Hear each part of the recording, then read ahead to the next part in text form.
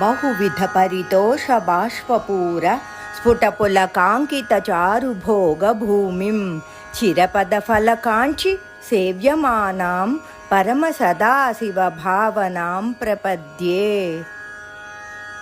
ఓ ఈశ్వరా, నేను ఎలాంటి స్థితి పొందాలి అనుకుంటున్నానంటే, ఆనంద బాష్ప ప్రవాహాలను స్ఫురింపజేసి పులకాంకురాలకు సముచిత భోగస్థానమైనది, ముక్తి ఫలాన్ని అభిలషించేవారిచే సేవించబడేది అయిన పరమశివ భావనను నేను శరణు వేడుతున్నాను. అంటే ఎల్లప్పుడూ నా మనసంతా నీలోనే ఐక్యమైపోయి నీ ధ్యానంలోనే ఉండాలి స్వామి. నీ నామం తప్ప మరేది నాకు తలంపు రాకుండా శివభావనతోనే ఉండేలా చేయి తండ్రి అని శంకరులు వారు ప్రార్థిస్తున్నారు ఈ శ్లోకంలో.